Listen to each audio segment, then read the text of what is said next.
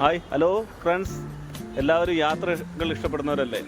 നമുക്ക് ഇന്നൊരു ചെറിയ ചിലവിൽ ഒരു മനോഹരമായ സ്ഥലം കണ്ടുവന്നാലോ?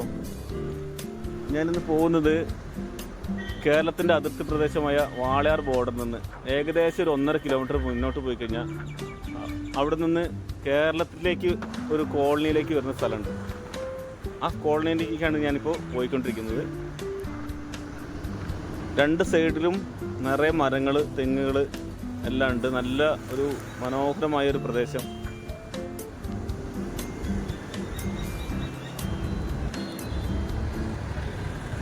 ഇവിടെ ഫോറസ്റ്റിൻ്റെ ഒരു ചെക്ക് പോസ്റ്റ് ഉണ്ട് കേട്ടോ.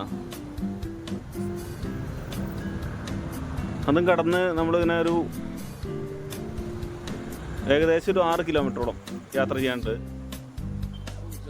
രണ്ട് സൈഡിലും നല്ല ഹരിതാപമായ സ്ഥലങ്ങളാണ്. യാത്ര അവിടെ എത്തണ വരയ്ക്കും നമുക്കൊരു ബോറടി എന്ന് പറയുന്ന സംഗതി ഉണ്ടാവില്ല.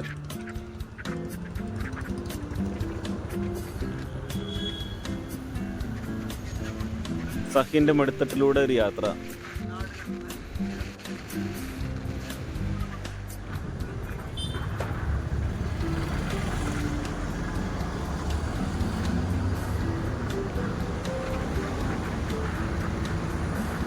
തിരക്കൊക്കെ കുറവാണ് ഈ റോട്ടിൽ. കാര്യമായിട്ട് വണ്ടികളൊന്നും ഉണ്ടാവില്ല. പിന്നെ ആരെങ്കിലും ഇതേപോലെ ടൂറ് പോകുന്ന ആൾക്കാരോളോ അവിടുത്തെ കച്ചവടക്കാർ, പിന്നെ വാഹനങ്ങൾ, പിന്നെ സ്കൂൾ വിട്ട് വരുന്ന വാഹനങ്ങൾ, ഇതൊക്കെ നമുക്ക് കാണാൻ സാധാരണ ഉണ്ടാവുള്ളൂ.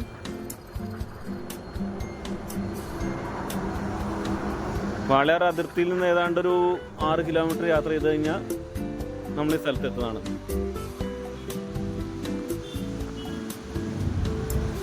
പല സ്ഥലങ്ങളിലും നമുക്ക് കാട്ടരുവികൾ കാണാം.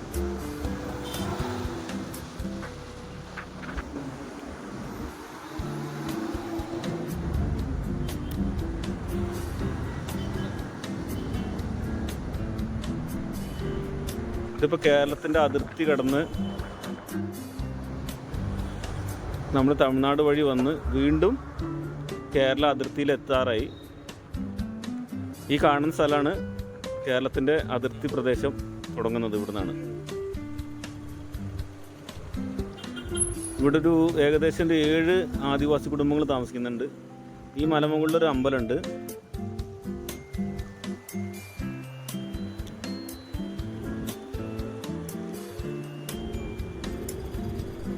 നമുക്ക് ഈ വെള്ളം വരണമൊക്കെ മലയുടെ മുകളിൽ നിന്ന് വരുന്ന വെള്ളമാണ്.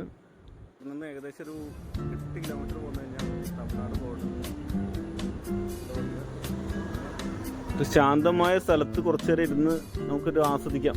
ഒരു കാടിൻ്റെ ഭംഗി ആസ്വദിക്കുക എന്നുള്ളവർക്കൊക്കെ വളരെ വളരെ ശാന്തമായൊരു പ്രദേശമാണിത്.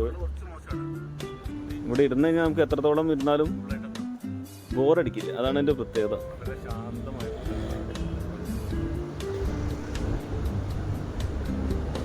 കോളേജിൽ നിന്ന് കുട്ടികളൊക്കെ ഇടയ്ക്ക് വന്ന് ഇവിടെ കുറേ നേരം ഇരുന്നിട്ടൊക്കെ പോകാറുണ്ട്. ആ മലയുടെ മുകളിൽ 2-3 ആൾക്കാരൊക്കെ ഇരിക്കുന്നുണ്ട്.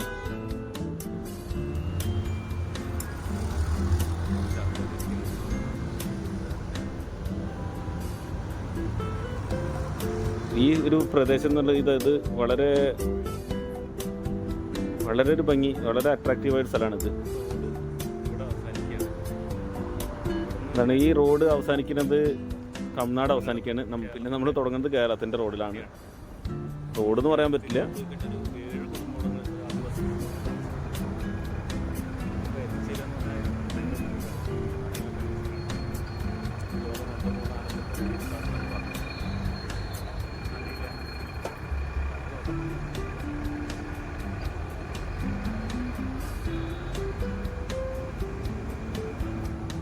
പനകൾ നിറയുണ്ട്. പശുക്കളെ മേയ്ക്കാനൊക്കെ ആൾക്കാർ ഒരുപാട് വരാറുണ്ട് ഇവിടെ.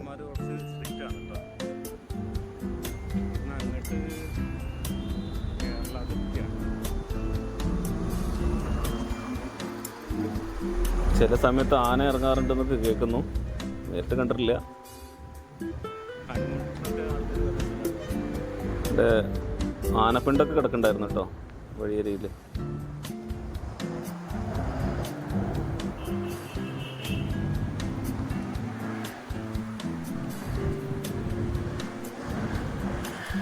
ഇത് അവിടെ നിന്ന് മലയിൽ നിന്ന് ഉത്ഭവിച്ച് വരുന്ന ഒരു പുഴയാണ്. പുഴ എന്ന് പറയാനില്ല, തോട്, ചെറിയ തോട്, പക്ഷെ നല്ല ശുദ്ധമായ വെള്ളമാണ്.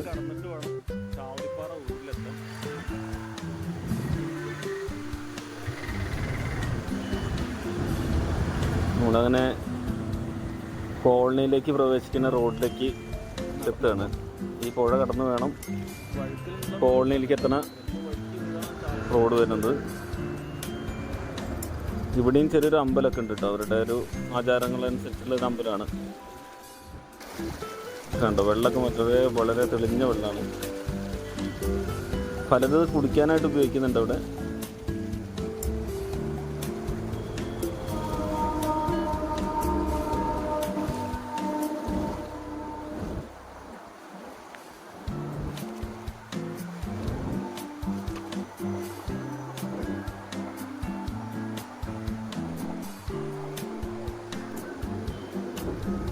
അത് കടന്നിട്ട് ഇപ്പുറത്തേക്ക് എത്തി.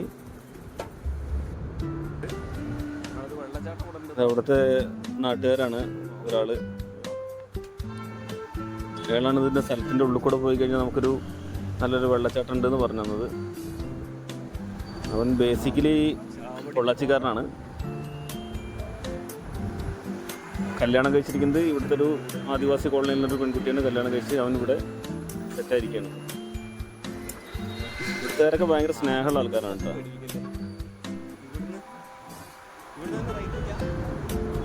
മഴ പെയ്തിട്ടൊക്കെ മരങ്ങളും ചെറിയ ചെറിയ ചെടികളൊക്കെ പൊട്ടിച്ചാടി കിടക്കുന്നുണ്ട്.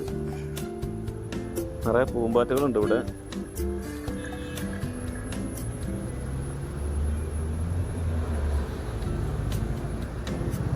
അവൻ വഴി കാണിക്കാൻ വേണ്ടി ഒപ്പം നമ്മുടെ കൂടെ ഉണ്ട്. പക്ഷെ ഞാനാണ് മുന്നിൽ നടക്കുന്നത്. പൂമ്പാറ്റകളും വഴി കാണിച്ചുകൊണ്ട് മുന്നിലുണ്ട്. ശരിക്കൊരു എന്താ പറയുക, ഒരു പ്രത്യേക വൈബാണ് കേട്ടോ അതിൻ്റെ ഉള്ളിൽ കൂടെ പോണത്.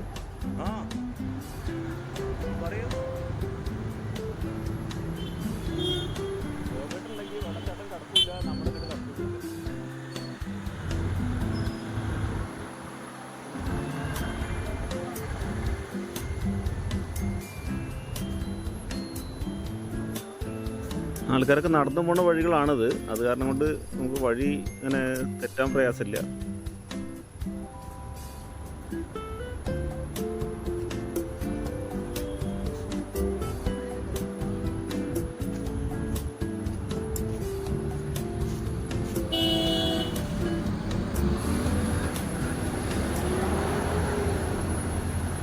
അങ്ങനെ ആ വഴി വന്ന് വീണ്ടും ആ തോടിൻ്റെ സ്ഥലത്തേക്ക് തന്നെ എത്തിയിരിക്കുകയാണ് കേട്ടോ.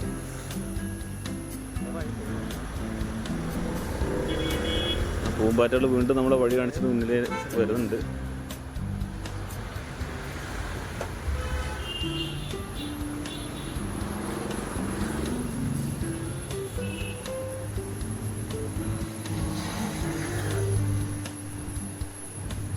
പറഞ്ഞറിയിക്കാൻ പറ്റാത്തൊരു ഫീലാണ് ഇവിടെ.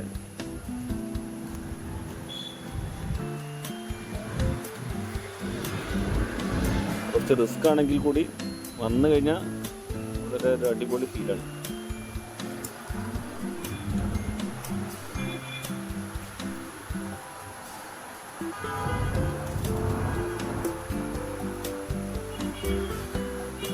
മരൊക്കെ വീണ് കിടക്കാണ്. അതിൻ്റെ അടിയിൽ കൂടെ ഒക്കെ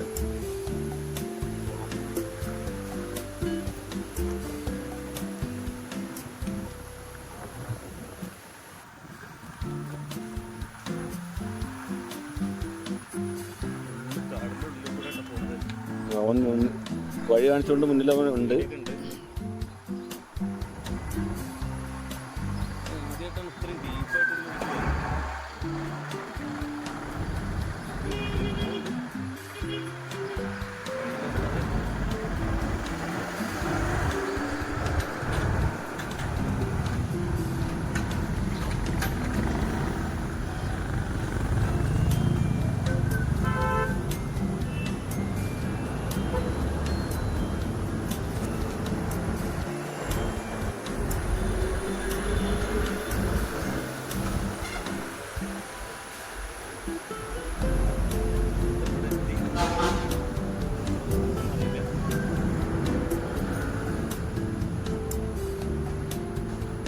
അവർക്കൊക്കെ ഇവിടെ നല്ല സുപരിചിതമാണ്.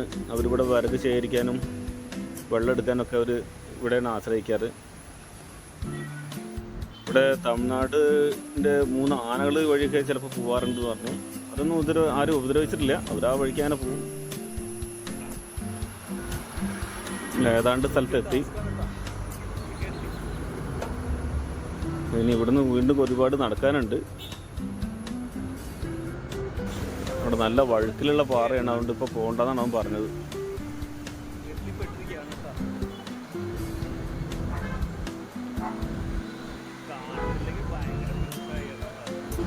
അതുകൊണ്ട് യാത്ര ഏതാണ്ട് ഇവിടെ വെച്ച് അവസാനിപ്പിക്കുകയാണ്. ഇനി ഒരു ദിവസം കൂടി വരണം. ഇതിൻ്റെ ഉള്ളിൽ കൂടെ വന്ന് അപ്പുറത്തൊരു വെള്ളച്ചാട്ടമുണ്ട്, മനോഹരമായ വെള്ളച്ചാട്ടം എന്നാണ് അവൻ പറഞ്ഞത്. ഈ വഴുക്കലിൽ പോയി കഴിഞ്ഞാൽ പ്രയാസമാണ്. അതുകൊണ്ട് മഴയൊക്കെ മാറിയിട്ട് വരാനാണ് അവൻ പറഞ്ഞത്.